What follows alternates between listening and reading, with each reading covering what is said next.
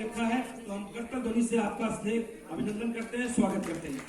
हमारे बीच में श्रीमान आलोक कुमार जी ज्वाइंट, हमारे बीच में श्रीमान Alok Kumar ji Indian police services IPS officer. आज के अति विशिष्ट अतिथि श्री गजेंद्र चौहान जी का हम पुनः करतल ध्वनि से स्वागत करते हैं, अभिनंदन करते हैं।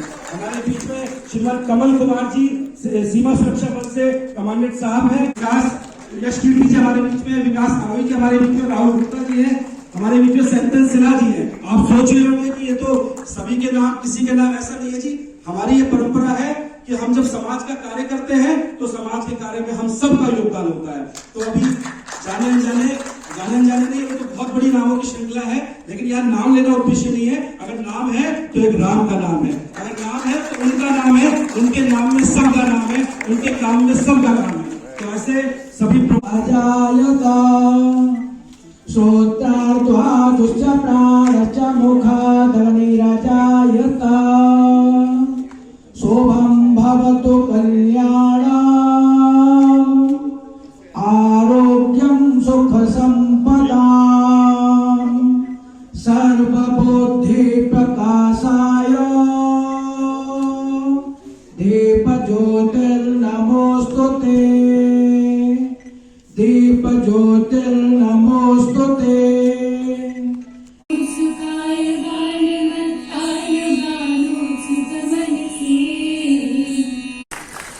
नितिन चौधरी जी से भी आग्रह करूंगा, इस सभागार को आपने बड़ी ही सहजता से हमें उपलब्ध कराया है। नितिन चौधरी जी पुलिस इंचार्ज है यहाँ के। एक करतल ध्वनि से हमारे राष्ट्राध्यक्ष जी का स्वागत। स्मृति चिन्ह अरे स्टील दादा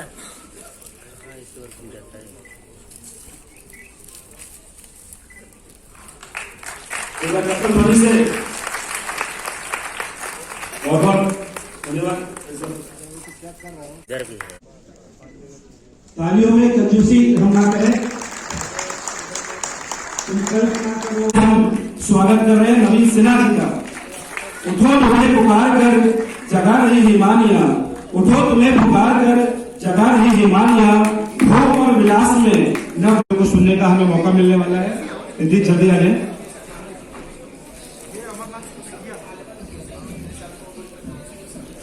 विकास आरोही जी, बस एक बार जोरदार ताली बजा करके सभी कवियों का स्वागत कर रहे हैं। अध्यक्षता श्री कपिल गर्ग जी, प्रबुद्ध हमारे समाज सेवी हैं और बहुत सज्जन लोगों में से आप हैं। और ऊपर कोई शकुनी दुर्योधन बैठा है, आवाज नहीं आ रही ऊपर से। जय श्री राम। और उसका मूल मंत्र सिर्फ एक ही है, जो इस देश की आन बान शान है, हमारी पहचान है। जय श्री राम। दोस्तों, अग्रवाल सर जो पहले वक्त आए थे, उन्होंने ये पैम्पलेट देकर बोला कि इसमें युधिष्ठिर लिखा हुआ है, नाम नहीं लिखा हुआ है। मैं ये बात कहना चाहता हूं कि आप अकेले नहीं हैं इस देश में जो मुझे गजेंद्र चौहान भूल चुके हैं, सिर्फ युधिष्ठिर जानते हैं। ये उस पात्र की, उस सभ्यता की, उस संस्कृति की ताकत है कि एक छोटे से कलाकार को युधिष्ठिर की संज्ञा दी। इसीलिए तो इतने वर्षों के बाद भी मुगल आए, अंग्रेज आए और न जाने कौन कौन आया, उन्होंने हमारी सभ्यता और संस्कृति को तोड़ने की कोशिश की, लेकिन इस देश की सभ्यता और संस्कृति की वो ताकत है कि आज तक वैसी की वैसी जिंदा है। इन पात्रों का जिन लोगों ने हम लोगों पे जीवन भर राज किया, अंग्रेजों ने, देखिए कहां तक प्रभाव है इनका। मैं लंदन में शो के लिए गया था, एयरपोर्ट पे एक अंग्रेज मुझे बहुत घूर के देख रहा था और उससे रहा नहीं गया और मुझे आके बोलता है, are you the same king who doesn't tell lie? I said yes you are right. तो उस अंग्रेज के दिलो दिमाग पे देखिए कितना गहरा प्रभाव है हमारी सभ्यता और संस्कृति का। आज हमारी सभ्यता और संस्कृति उनके ऊपर राज कर रही है, ऊपर से तालियां कम आ रही हैं।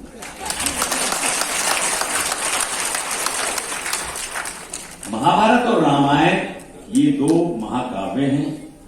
आज आर्कियोलॉजिकल सर्वे ऑफ इंडिया जो काम कर रही है, जो अवशेष ढूंढ रही है, राम मंदिर उसका जीता जागता उदाहरण है। वो सब चीजें वापस लौट कर आ रही हैं जो मुगलों ने हम लोगों से छिपाई दबाई और ऐसा बताया कि ये चीजें कभी हुई नहीं है, ये झूठी बातें हैं। लेकिन आज इस देश में जो रामायण और महाभारत ने दशा और दिशा दी है, सनातन धर्म को दशा दिशा दी है, और उसके बाद हमारे आदरणीय प्रधानमंत्री जी उन्होंने जो कार्य कर रहे हैं वो अद्भुत है। हमें गर्व है। पहले तो मैं हमारे बहुत ही प्रिय यशस्वी आदरणीय जितने भी संज्ञा उनके नाम के सामने जोड़ी जाए, आदरणीय प्रधानमंत्री जी, उनका एक बहुत ही पसंदीदा संवाद महाभारत से सुनाता हूं। कोई भी पुत्र, कोई भी प्रतिक्रिया, कोई भी प्राण, कोई भी परंपरा राष्ट्र से बड़ी नहीं हो सकती। और सिर्फ द्रौपदी ने मना किया था तो उसको समझाते हुए धर्मराज युधिष्ठिर, सब लोग युधिष्ठिर बोलते हैं, युधिष्ठिर, ये युधिष्ठिर नहीं है, ये युधिष्ठिर है। युधिष्ठिर का अर्थ होता है जो युद्ध में भी स्थिर हो, जो इसने महाभारत के बड़े युद्ध में भी स्थिर रहा। ये अकेला व्यक्ति था, अकेला पात्र था जो युद्ध आरंभ होने से पहले अपने बड़ों का आशीर्वाद लेके कौरवों की तरफ चला गया था। तो ऐसा किरदार करने का मुझे सौभाग्य प्राप्त हुआ। मैं भारत में भी इंद्रप्रस्थ का हूं, दिल्ली का हूं, और महाभारत में भी। ये संवाद मैं अपनी बात खत्म करूंगा और एक बात बता दूं कि ये अकेला संवाद है पूरी महाभारत धारावाहिक में जहां श्री राम का जिक्र किया गया। हमारे कर्मों का परिणाम होता है, उसे ना तुम रोक सकती हो ना मैं, उसे ना भीम की गदा रोक सकते हैं ना अर्जुन के बाण। इसलिए यहां से चले चलो। भारत माता की धन्यवाद। आगे से दिल्ली प्रांत के अध्यक्ष के नाते अपना कार्यभार राष्ट्रीय कवि संगम की स्थापना लगभग 17 साल पहले दिल्ली में पूज्य संत चिदानंद सरस्वती जी महाराज, हमारे राष्ट्रीय अध्यक्ष आदरणीय जगदीश मित्तल जी, श्रीमान इंद्रेश कुमार जी जो संघ के बड़े प्रचारक रहे, और इसके अलावा बाबा सत्यनारायण मौर्य जी जो अंतर्राष्ट्रीय गीतकार और चित्रकार हैं, साथ ही डॉक्टर हरिओम पवार जी हमारे संरक्षक हैं। कवियों की बात को, कवियों की मांग को, कवियों की समस्याओं को उठाया जाए, इसको लेकर के, और कवियों को एक अंतर्राष्ट्रीय राष्ट्रीय मंच मिले जहाँ पर कि वे अपनी बात को रख सकें, इस उद्देश्य से राष्ट्रीय कवि संगम की स्थापना दिल्ली में लगभग 17 वर्ष पहले हुई। आज राष्ट्रीय कवि संगम का कार्यकर्ता इकाई कार्यालय देश के लगभग सभी स्थानों पर, सभी प्रांतों में हमारा कार्यालय है, और विदेशों में भी 40 देशों में हमारा काम है। भगवान राम ने जब रावण का वध कर दिया था तो उनके मन में था कि मैं वापसी में 14 वर्षों में जिन भी लोगों का मुझे सहयोग मिला है, नगरवासियों का, वनवासियों का, उनसे मिलता हो जाऊंगा। परंतु उधर भरत जी ने कह रखा था कि प्रभु श्री राम अगर एक भी दिन लेट करेंगे तो प्रभु भरत जी अपने प्राण त्याग देंगे। तो ऐसी स्थिति में माता को लेकर, विभीषण को लेकर वे पुष्पक विमान से सीधा अयोध्या चले गए। तो आज भी हम ये देखते हैं कि वे सभी नगरवासी, वनवासी, ऋषि मुनि आज भी भगवान राम का इंतजार कर रहे हैं। तो राष्ट्रीय कवि संगम ने कई वर्षों बाद, कई 100 वर्षों बाद ये बीड़ा उठाया है कि भगवान राम की इस अधूरी इच्छा को हम पूरा करेंगे। और श्री राम वन गमन पथ काव्य यात्रा जो कि श्रीलंका की अशोक वाटिका से 25-26 फरवरी से आरंभ होकर के अब आज चित्रकूट यात्रा पहुंची है। यात्रा को जगह जगह समर्थन मिल रहा है, यात्रा को जगह जगह सहयोग मिल रहा है, यात्रा का जगह जगह भव्य स्वागत हो रहा है। जहाँ राम नहीं वहाँ राम का नाम। तो उत्तर भारत के जो हिस्से हैं, दिल्ली, उत्तराखंड, कश्मीर, जम्मू, ऐसे स्थानों पर भव्य कवि सम्मेलन हो और प्रभु राम का नाम लिया जाए, ऐसे संगठन की योजना है। तो उस योजना को ध्यान में रखते हुए अभी दक्षिण दिल्ली में 22 फरवरी को हमने अग्रवाल भवन कालका जी में कार्यक्रम करा। आज ईस्ट ऑफ कैलाश आर्य सभागार में यह कार्यक्रम संपन्न हो रहा है। इसमें देश के जाने माने प्रबुद्ध कवि सम्राट शंकर जादूगर जी, हमारे केंद्रीय पर्यटन व रक्षा राज्य मंत्री श्रीमान अजय भट्ट जी, श्री गजेंद्र चौहान जी जो सुप्रसिद्ध धारावाहिक महाभारत के युधिष्ठिर पात्र हैं, और इसके अलावा अनेकानेक विद्वान देश भर से इस कार्यक्रम में शिरकत किया है। अब यह कवि सम्मेलन आपके सामने चल रहा है। अभी कुछ ही देर में सम्मेलन समाप्त होगा, पूजन और प्रसाद की व्यवस्था है। तो इसी अनुसार, इसी कड़ी में भगवान के कार्य को आगे बढ़ाते हुए कवि सम्मेलन और साथ ही सम्राट शंकर जादूगर जी की मैजिक प्रस्तुति भी इस कार्यक्रम में रहती है। आज दिल्ली का अध्यक्ष चुना गया है, आपको कितना खुशी है? देखिए, संगठन की जिम्मेदारी है, संगठन ने मुझ पर भरोसा किया है। मैं भी निश्चित रूप से उन भरोसे को पूरा करने के लिए प्रयासरत, संघर्षरत रहूंगा। हमारी एक टीम है, उस टीम के साथ मिलकर के कंधे से कंधा मिलाकर संगठन जो भी दायित्व देगा उसे तन मन धन से पूरा करने का प्रयास करूंगा। अद्भुत है, इसमें आना ही अपने आप में बहुत बड़ी बात है। इन सत्संग विवेक न होई, राम कृपा बिन सुलभ। ऐसे कार्यक्रमों में बिना प्रभु की इच्छा के कोई आप नहीं। जो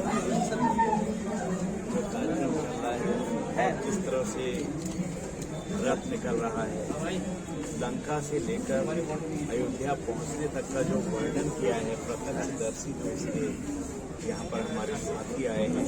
हमारे तपस्वी में उनसे कहूँगा, इतनी तपती हुई धूप में जहाँ आदमी बाहर निकल नहीं सकता है, ऐसे स्थानों पर 10-10 हज़ार, 15 हज़ार इस तरह की संख्या के बीच में जाके प्रभु के प्रति लोगों ने जो अपना समर्पण दिखाया है, ये अद्भुत है। तब से लेकर आज तक कहीं पर भी प्रभु राम के प्रति जो लोगों का अटूट विश्वास है, श्रद्धा है, उसमें कहीं पैसे की कमी नहीं आती है। सतत रहने वाली भक्ति है, लोगों के दिलों में है। मर्यादा पुरुषोत्तम इसलिए कहा भी गया है कि अपनी मर्यादाएं जीवन की हर मनुष्य किस तरह से आदर्श मनुष्य बन सकता है, हमारे रामायण के अंदर है। इसलिए जो कहा भी गया है कि श्री राम जय जय राम, ये सिद्ध मंत्र है। इसमें आप गिनेंगे तो 13 शब्द हैं। सारे कष्टों का निवारण एकमात्र चलते फिरते उठते बैठते कैसे भी कर रहे हैं आप, तो ये अगर आप मंत्र ले लेते हैं तो आपके कष्ट दूर होंगे, मानसिक स्थिति ठीक रहेगी, समाज में आप जो करना चाहते हैं वो कर पाएंगे, अपने दायित्वों का निर्वहन कर पाएंगे और एक मर्यादित पुरुष बन के प्रभु के पग चिन्हों पर चलते। क्या इस कार्यक्रम करने का क्या उद्देश्य है, क्या मैसेज देना चाह रहे हैं आप? नहीं, प्रभु के कार्यक्रम का मैसेज तो स्वयं सिद्ध है। आप जानते हैं सारी चीजें। हम रामायण क्यों करते हैं? पिछली बार कोरोना की वजह से नहीं हुआ तो डिजिटल रामायण हुई, अयोध्या से रामायण भी घरों में टेलीविजन पर देखी। जो हम करते हैं, ये एक ऐसी कथा है, सत्य कथा, कि जिसने ये बताया है कि मनुष्य जीवन को कैसे सार्थक किया जा सकता है, कष्ट भी आते हैं और उनका निवारण कैसे किया जा सकता है, और जब समाज में बहुत आतताई लोग हो जाते हैं उनका अंत कैसे होता है, और जिसको अच्छी बुद्धि होती है, जैसे कहा है जहाँ सुमति वहाँ संपत्ति नाना, जहाँ कुमति वहाँ विपत्ति निदाना। अगर कहीं पर सुमति आती है तो आदमी कैसे आगे बढ़ता है, इसमें आप विभीषण को ही देख लीजिए। एक परिवार से सुमति आई ना, और उन्हीं के बड़े भाई समझाने के बाद भी नहीं समझ पाए, कुमति आई तो विपत्ति निदाना। अंत कैसा हुआ आप जानते हैं। 60 सन विनय कुटिल सन प्रीति, नीति भी लिखी हुई है। 60 साठ्यम समाचरित हमारे वहाँ कहा है, इसमें लिखा है 60 सन विनय कुटिल सन प्रीति। अगर दुष्ट के साथ 60 सन विनय आप प्रार्थना करेंगे तो वो कोई असर नहीं पड़ने वाला है। 60 सन विनय कुटिल सन प्रीति, बिच्छू को हाथ में पकड़ेंगे ना, कितने प्यार से सहलाएंगे, डंक मार देगा, कुटिल है। तो इसलिए नीति भी इसमें लिखी है। एक एक शब्द का, एक एक दोहा का, छंद का इसका मायना है, और इसलिए जो ये यात्रा हमारी आ रही है, ये हमारे सारे संस्मरणों को पुनः ताजा कर रही है और एक बहुत बड़ा मैसेज पूरे समाज को जा रहा है। कोई भी प्रभु के जब प्रोग्राम होते हैं उसमें अच्छे बुरे का कोई मतलब नहीं होता। ये तो कहते हैं कि मेरा सौभाग्य है कि आज मेरे को यहाँ बुलाया और इस प्रोग्राम में शरीक होने का मौका मिला। मैं तो भाग्यशाली हूँ, याद का प्रोग्राम। आगे लोगों को क्या संदेश रहेगा? संदेश एक ही है कि कई बार हम प्रार्थना करते रहते हैं कि हे भगवान ये हो जाए, ये हो जाए, ये हो जाए। प्रार्थना नहीं चाहिए, पुरुषार्थ चाहिए। राम मंदिर बन जाए तो वो अपने आप नहीं बनेगा, उसके लिए पुरुषार्थ चाहिए। लोग घर से निकले, कुछ भी, ये जरूरी नहीं होता कि सारे लोग एक जैसा काम करें। गिलहरी की तरह छोटा सा काम किए तो पर ये उनको लगे कि मैंने कुछ ना कुछ पुरुषार्थ किया था। तो आज एक बहुत बड़ा मैसेज लेके जा रहे हैं कि कभी भी श्री राम के काम के लिए अकेली प्रार्थना नहीं चलेगी, पुरुषार्थ भी करना पड़ेगा व्यक्ति को। आज वो बहुत बड़ा संदेश इस मन से मिला, मैं तो लेके जा रहा हूँ और जितने भी लोग आए होंगे वो सब लेके जाएंगे। जिस तरह से आपकी कंपनी जो कुछ इस तरह का रोल निभाती है जो राम को लेकर, फिर कुछ बताइए अपने लिए। सेवा भारती के अध्यक्ष का दायित्व मेरे पास में है और कहते हैं राम से बड़ा राम का नाम, राम के नाम से बड़ा राम का काज। तो सेवा भारती में जो हमारे जो वॉलंटियर्स हैं, निस्वार्थ काम करते हैं, वो कहीं ना कहीं उस काज के काम, मतलब राम के वो जो काम है वो कर रहे हैं। तो इस तरह से मैं समझता हूँ कि हम आज जो महसूस करते हैं कि 2034 में राष्ट्र गुरु बनेंगे इकोनॉमी की तरफ से, ये 2031 में भी बन सकते हैं। केवल इतना ही तो होगा कि राम का वो संदेश हम दिल में उतार ले, उसका काज करना शुरू कर दे। हर व्यक्ति प्रार्थना की बजाय काज भी शुरू करे, उससे बढ़ चढ़ कर काम करे, तो शायद 3 साल पहले हम राष्ट्रगुरु बन जाएंगे, ऐसा मेरा मानना है। मोदी जी के लिए क्या कहेंगे आप, जो देश के लिए?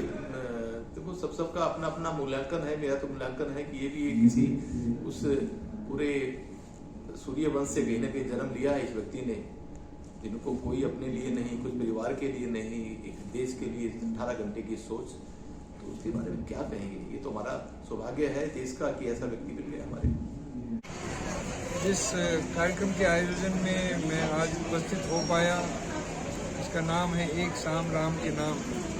तो ये इसमें राम का जादू भी था और कवि सम्मेलन का भी जो आयोजन था बहुत ही सरस, और कवियों का अभी भी जब मैं अभी बाहर निकल रहा हूँ, क्योंकि आज मेरे पिताजी राम कृपाल सिन्हा जी, उनका 88वां जन्मदिन है, इसलिए मुझे 2 मिनट जल्दी जाना पड़ रहा है। और राम जी, हम मिथिला में, मेरा गांव जो है जन्म स्थिति वो मिथिला है। राम जी हमारे दामाद हैं और हमारे सीता जी हमारी बेटी है। मैं मिथिला से बिलोंग करता हूँ। और राम को जब हम प्रणाम करते हैं तो राम को जिसने हम तक पहुँचाया, राम को जिसने हम तक पहुँचाया, मैं सबसे पहले उसको प्रणाम करता हूँ, वो है राजा तुलसीदास। राजा तुलसीदास मैं इसलिए कहता हूँ कि राजा वो होता है जो अपने समाज की रक्षा करता है। तुलसीदास ने, अभी आपने कोरोना में ये पढ़ा इम्यूनिटी क्या होती है। तुलसीदास ने विदेशी काल में इस रामचरितमानस को आम जनता के रूप में, आम जनता की भाषा में रचना करके लोगों की सामाजिक, मानसिक और शारीरिक इम्यूनिटी बढ़ा दी। समय जब विपरीत हो उसमें कैसे जीवन जीना है, ये तुलसीदास ने रामचरितमानस को लिख के हमारी इम्यूनिटी बढ़ाई। और 500 साल कोई भी समाज जब दबा कुचला होता है उसका मानस बिगड़ जाता है, उसके संस्कार बिगड़ जाते हैं। 400 साल मुस्लिम मुगल की शासन था, फिर 200 साल अंग्रेजों का शासन था। उसके बाद भी आज हिंदुस्तान का नागरिक अगर संस्कारी है तो उसका सबसे बड़ा श्रेय तुलसीदास को जाता है। रामचरितमानस लिख के तुलसीदास ने हिंदुस्तान की जनता को विष युक्त होने से बचा लिया। विष रहित किन्हा रामचरितमानस। अगर कोई दुर्भाव नहीं है किसी के प्रति और लड़ने की भावना नहीं है, आप पूरी विश्व को देखें, हर देश एक दूसरे से लड़ रहा है।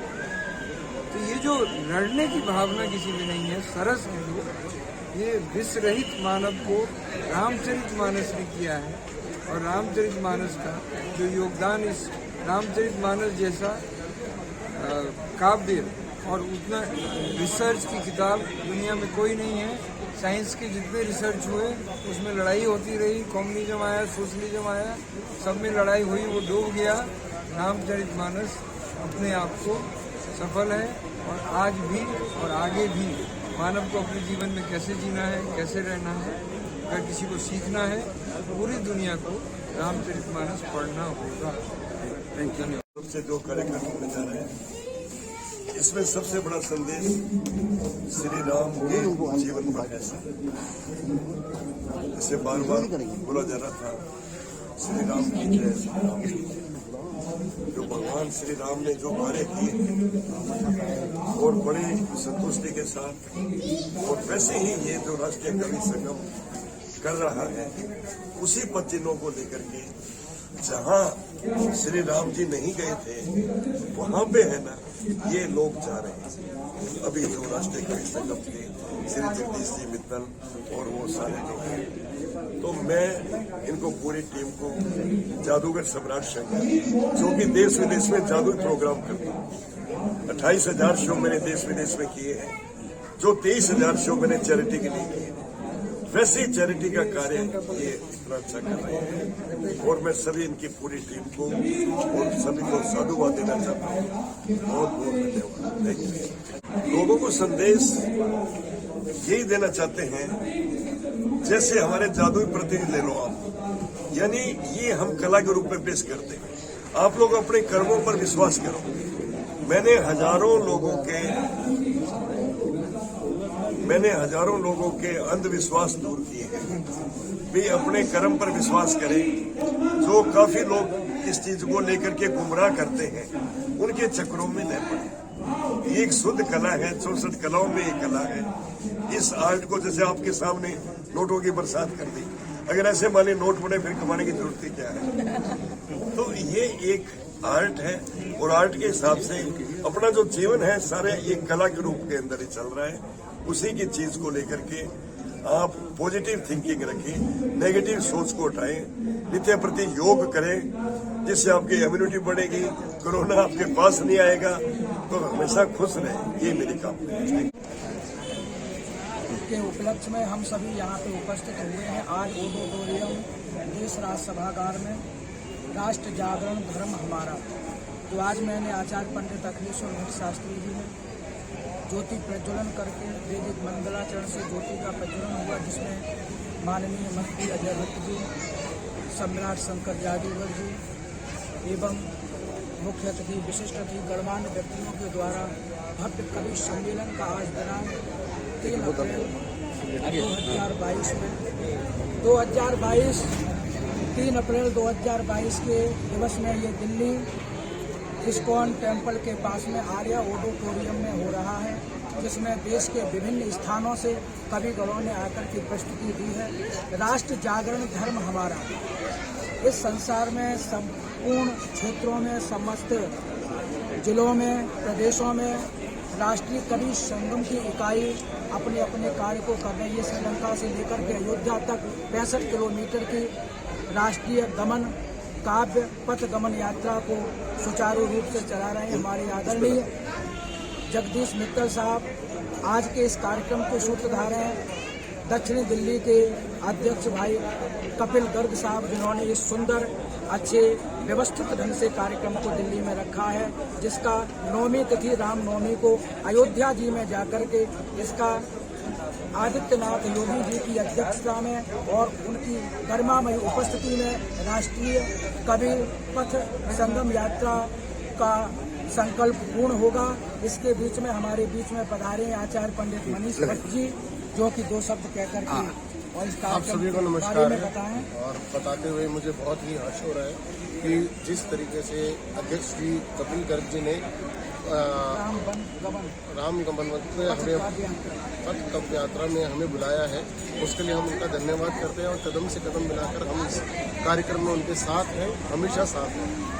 मंदिर पुजारी प्रकोष्ठ जिला मरौली का मैं मनीष वत्स अपने दायित्व की तरफ से पूरा ये संकल्प लेते हैं कि जितना भी होगा हम लोग आगे से आगे बढ़कर अध्यक्ष कपिल गर्ग जी के साथ इस श्री राम वन गमन पथ यात्रा को पूर्ण करेंगे। धन्यवाद। सबसे बड़ी विशेषता यह है कि आज हमारे राष्ट्रीय दिल्ली के संपूर्ण पूरे दिल्ली प्रदेश के कपिल गर्ग जी को अध्यक्षता का पद अध्यक्ष बनाया गया, इसके लिए हम भाव से बहुत बहुत धन्यवाद ज्ञापन करते। इसी बीच में नारायण दास स्वामी जी 2 शब्द इस बीच में आए। कभी समारोह में बहुत बहुत अभिनंदन सभी कार्यकर्ताओं का, और बहुत ही अच्छा लगा। ये हमें ऐसा विषय और ऐसा होता रहना चाहिए, और हम कंधा से कंधा मिला करके हम सत्यनारायण दास दक्षिण शिव शक्ति मंदिर दक्षिणपुरी से आया हूँ, और बहुत अच्छा लगा मुझे, और ऐसा भव्य होते रहना चाहिए। इसके लिए बहुत जय श्री राम। जय श्री राम। मैं भी लगाओ। मैं राम जी के प्रति एक भाव प्रकट करता हूँ। मुझे बहुत यहाँ आकर अच्छा लगा। राम का नाम सदा मिश्री, उठत बैठत ना बिसरी, ना सरे ना गले, ना होत पुराना, ना चोर लगे ना चाई, ना ठगवा ठगी के ले जाना। बोलो सिया रामचंद्र की जय, श्री रामचंद्र की जय। मैं आचार्य पंडित मनीष वत्स, मंदिर पुजारी प्रकोष्ठ, जिला मेरठ। मैं सबसे पहले तो धन्यवाद देना चाहूँगा कपिल देव जी का, जिन्होंने मुझको यहाँ पर आमंत्रित किया है। यहाँ पर सबको देखते हुए श्री राम की शोभा यात्रा के लिए जिस तरीके से कवि बोल रहे हैं और जिस तरीके से जादूगर सम्राट जी ने अपना ये कार्यक्रम दिखाया, उसके लिए मैं बहुत बहुत हर्षित हूँ। और मुझे पूरा यकीन है कि हमारा सनातन धर्म, जिसके लिए अलग अलग तरीके से श्री राम का नाम लिया जा रहा है, 100% है मुझे कि हम पुजारी सेवादार सबकी सेवा करने के लिए उपलब्ध हुए हैं यहाँ पर। और हम अपने कार्य को छोड़कर जब सनातन धर्म की तरफ देखेंगे तो कहते हैं धर्म रक्षित रक्षिता, हम सुरक्षित रहेंगे, हमारा राष्ट्र सुरक्षित रहेगा, और इस भारत भूमि के अंदर हमारा भविष्य भी बच्चों का जरूर सुरक्षित रहेगा। इसी के साथ मैं अपनी वाणी को विराम देता हूँ, और उम्मीद करता हूँ कि कपिल देव जी आगे भी इसी प्रकार के कार्यक्रम करते हुए सद्भावना से हमारे समाज को जागृत करते रहेंगे। धन्यवाद।